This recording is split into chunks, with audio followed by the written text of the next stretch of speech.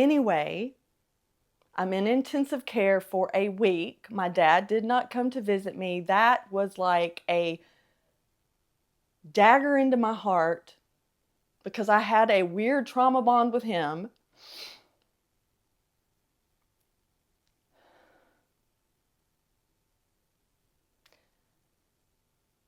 And in front of everyone, she would pretend to be nice and mild-mannered, very soft-spoken. And I didn't realize it often because she wouldn't go around people. So her public persona and her private persona were miles apart. And I didn't get a lot of the public persona.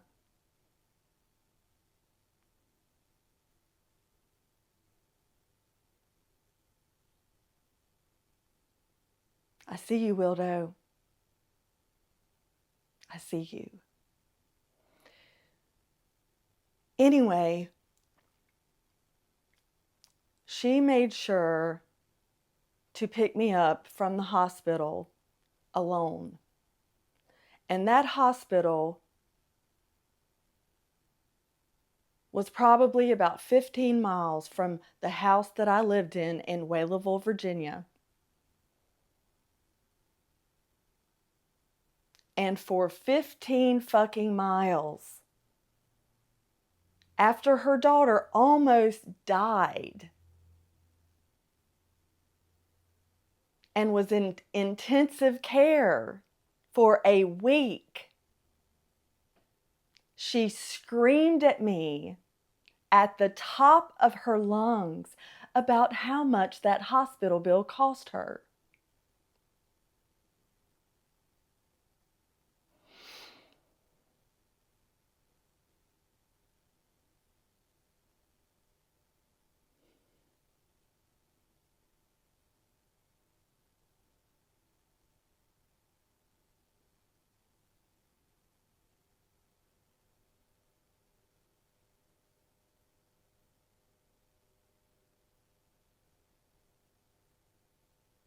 I'm going to say some things about some people that I love dearly.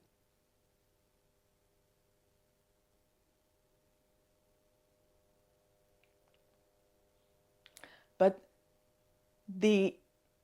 we can all hyper focus on Trump and company, but we've got to start talking about our family systems, because that system is a reflection of our government.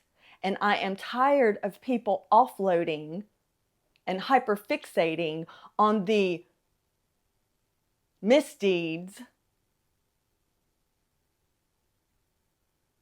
of a group of billionaires without looking at their mothers and their fathers and their brothers and their sisters and their aunts and their uncles and their cousins.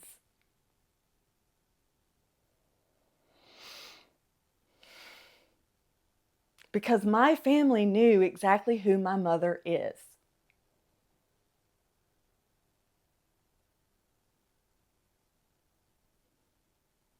And they allowed her to do humiliation rituals on me in front of them and normalize it to me. To me. I should not have had to go to a school and tell a teacher or a principal what was going on in a home when I had aunts and uncles and cousins. A lot of them. One in particular that I'm named after.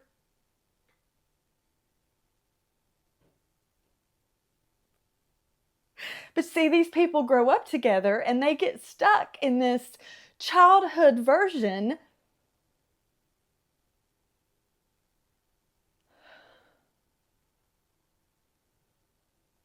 that is romanticized.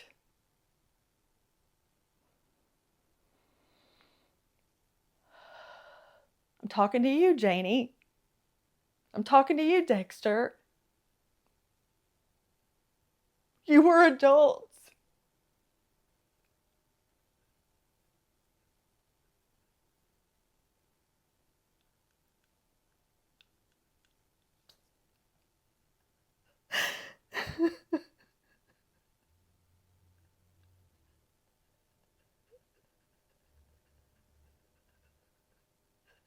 Why would you sit and watch someone do humiliation rituals on a child? I don't care about your childhood. When I'm a child, in this story, I'm the fucking child. Because I did not do humiliation rituals on my children.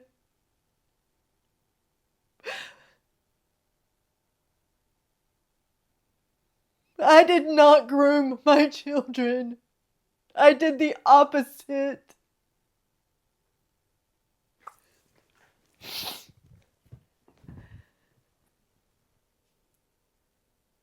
You had this version of me to take care of. You had this girl. You had this girl.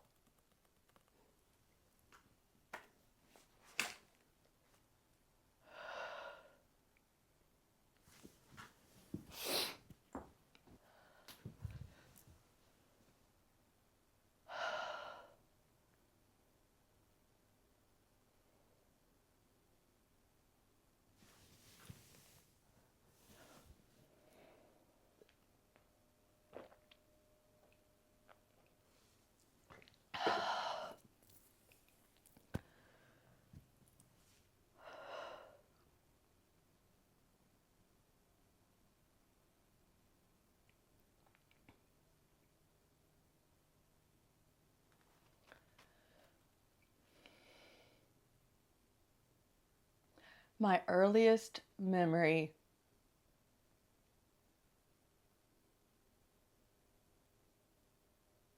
that grounded me into my body was being in an oxygen tent in a hospital because I could not breathe.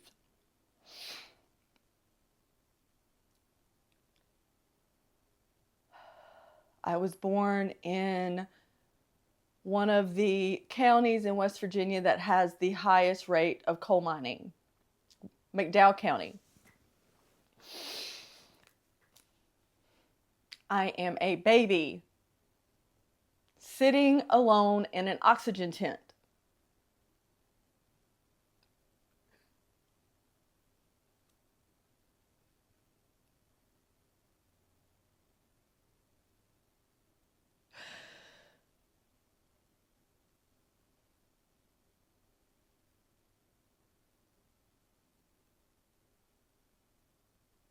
And that was a theme throughout my childhood, besides the chronic abuse, was the chronic illness. I remember being in the hospital because I couldn't breathe and having, you know, those little tissue boxes? They put my little tiny hand in a tissue box where they had the IV and they taped it so I wouldn't pull it out.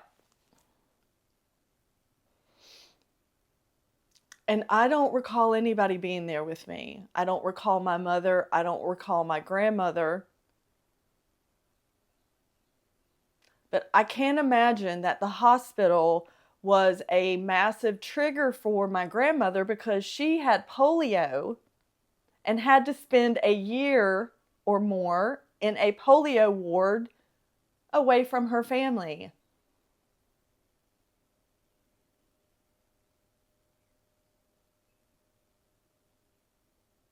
And no one but her father came to visit her. because her mother had to stay home and take care of.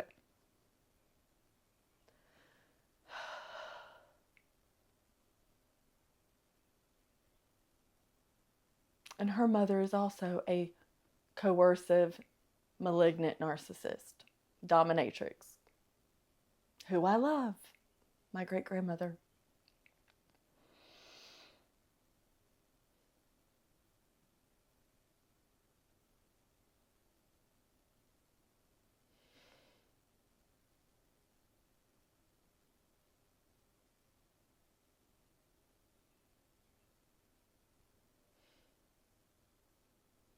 If you guys knew how many rituals I've had to do to get me to the point where I can sit here and tell this as my story instead of telling it as their story, because that's what happens.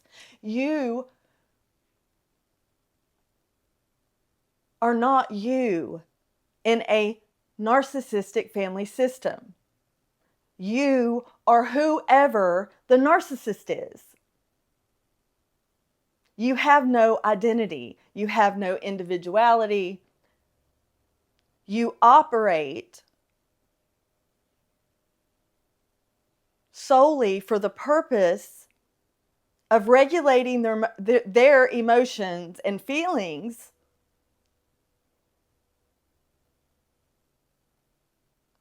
and fuck you if they are violent.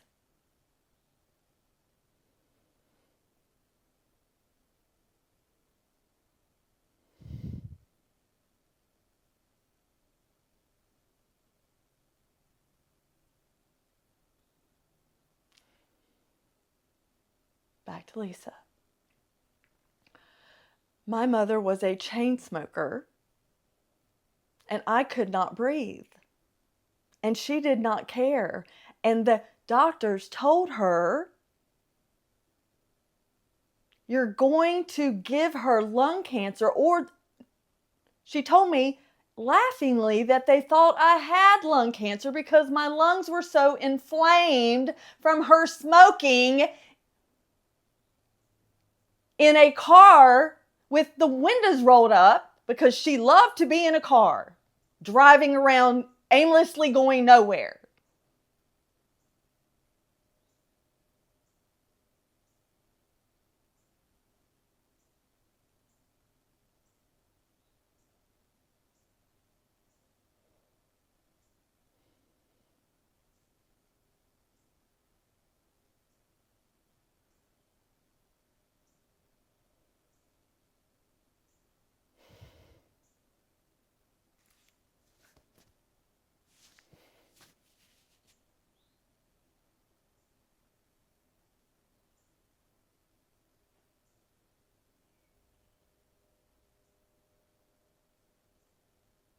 Aimlessly going nowhere.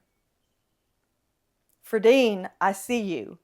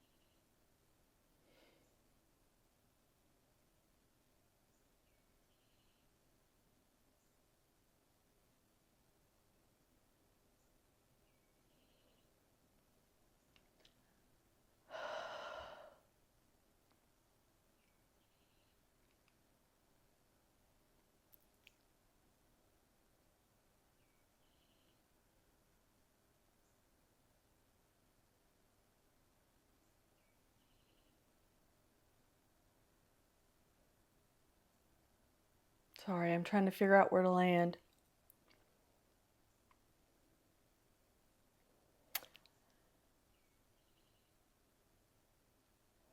Emotional regulation.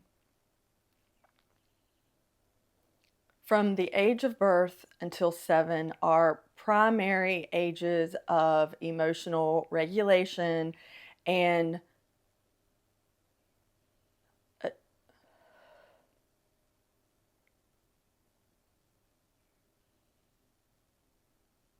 this isn't just psychobabble. This is hormones, brain waves, lymphatic system,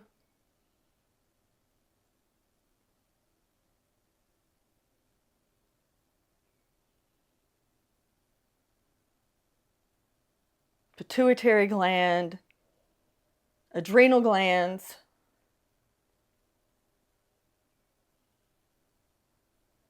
nervous system.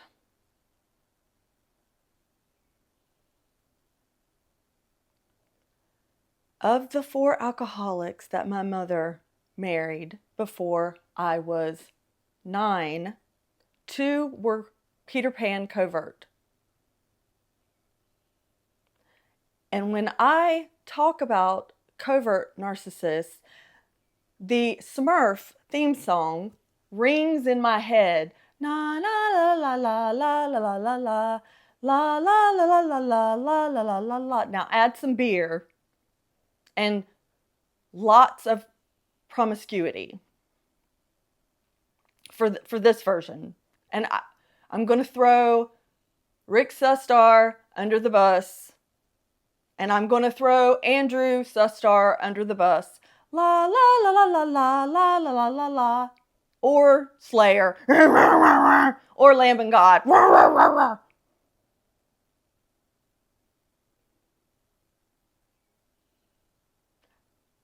That Smurf narcissist loves to attach to women like a barnacle and just be completely disassociative. But they look at you with puppy dog eyes. Mom, Mom, Mom, Mom. They never grow up. They never grow up. Anyway, the other 2 were sadomasochistic, violent,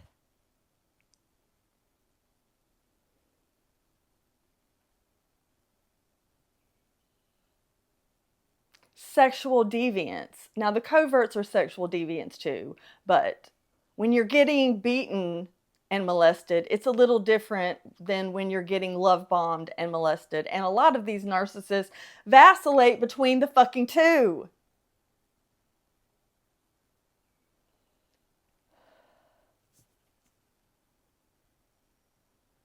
Alex, you are a sadomasochistic narcissist.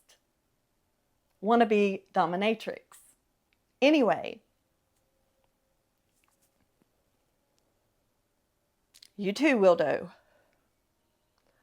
I think my son Aiden is trying to figure out which way to land.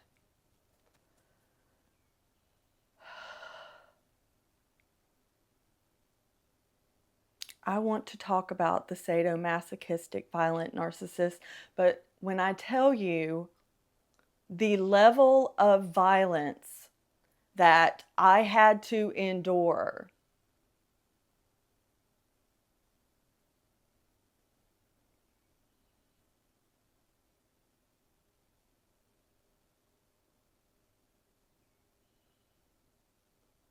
and the mass confusion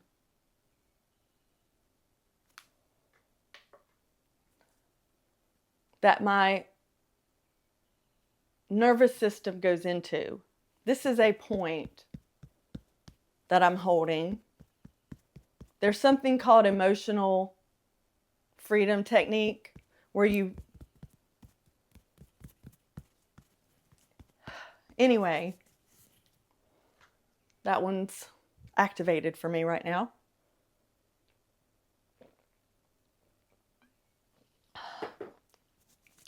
Randy Hawks.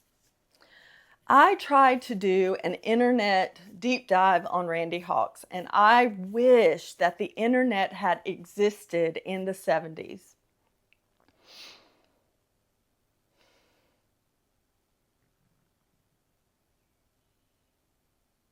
A part of me wants to say that it was the lead and arsenic in the air and the water, and that probably has something to do with it.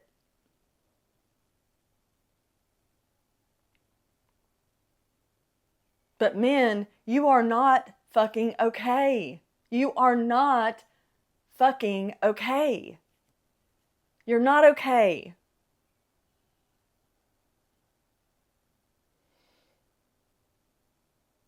But let's say it's the fucking vaccines. And build more fucking data centers.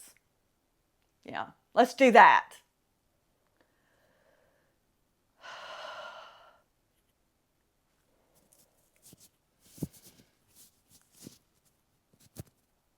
Randy Hawks.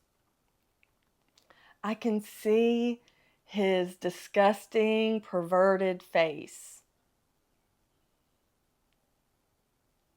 I can see my mom and him. There's a picture of her. She always liked to keep her hair short.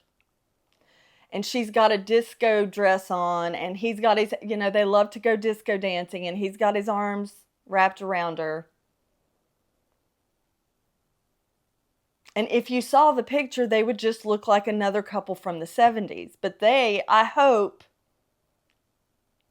that they were not just...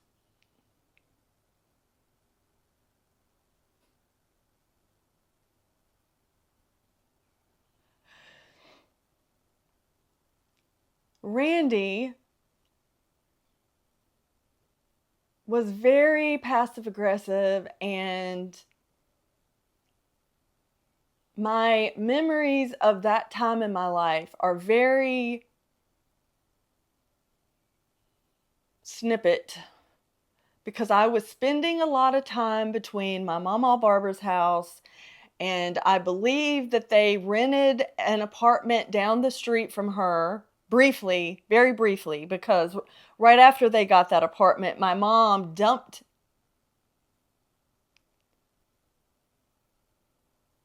me and my sister on him and would disappear.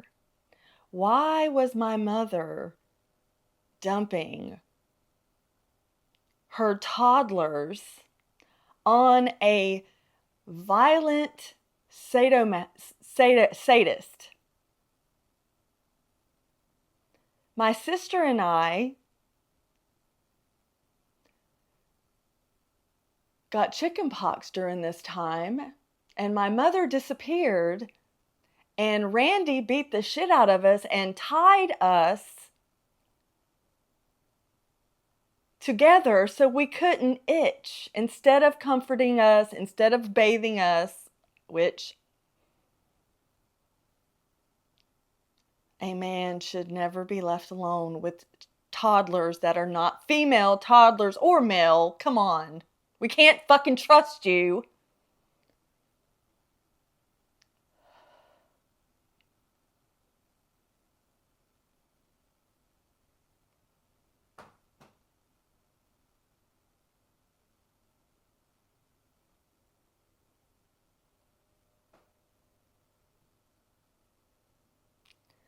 Randy punched my 3-year-old sister in the eye and blacked her eye.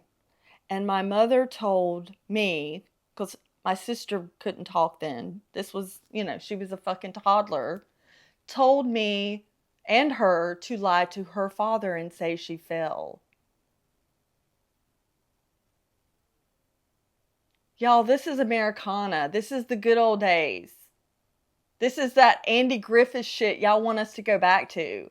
This is that time before cameras and surveillance that y'all want us to go back to. I have meta glasses, and I'm going to start wearing them wherever I go because y'all are two-faced, fake-ass liars.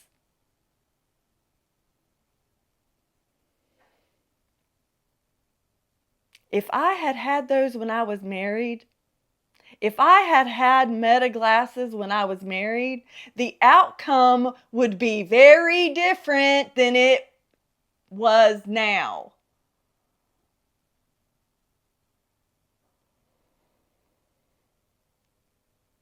Maybe Peter Thiel and Alex Karp are right. Because y'all are two-faced liars.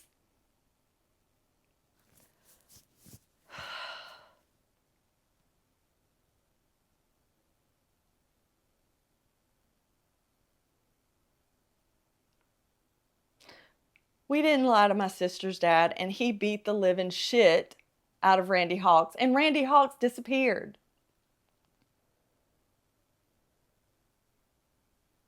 The next one was worse. The next one was worse. Rick Morgan. Rick Morgan is dead. He died in a car accident. He was probably drinking and driving. Sorry, I'm having a cramp.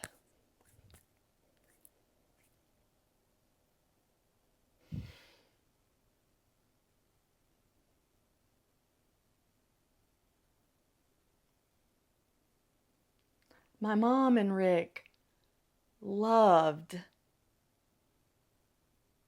to fight and fuck.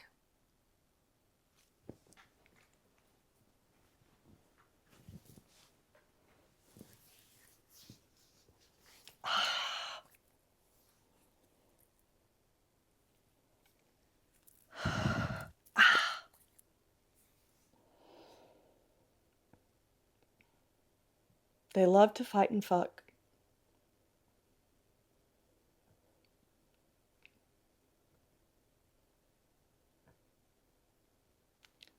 And my sister and I were starting to talk, or could talk. So my mother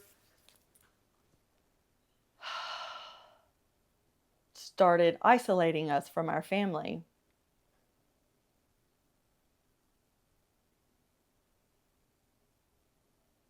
Unless she wanted something from them.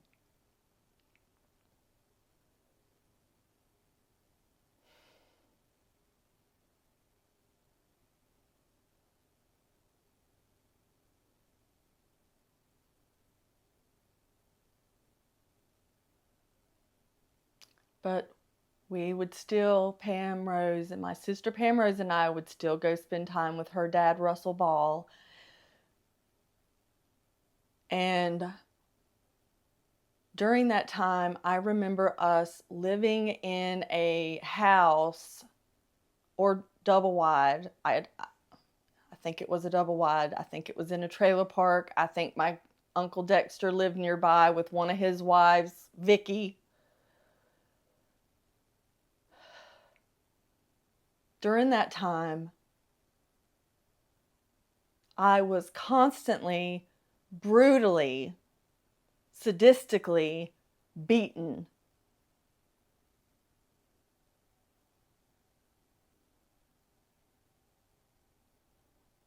I believe I was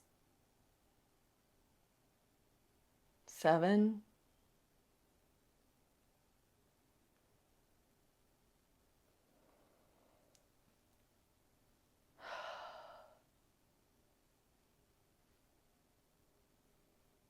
I recall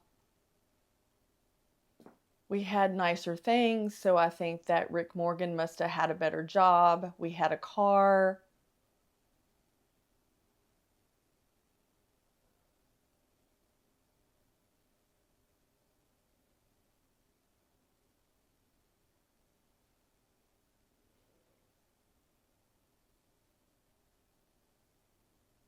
Sorry, I'm having muscle spasms.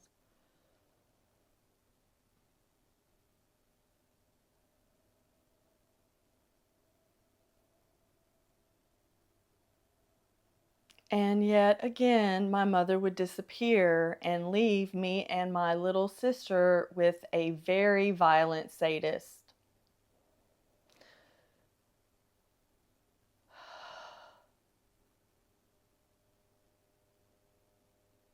I recall absent-minded, absent-mindedly walking past the couch where he was laying and accidentally knocking over his drink, and him jumping up and hysterically beating me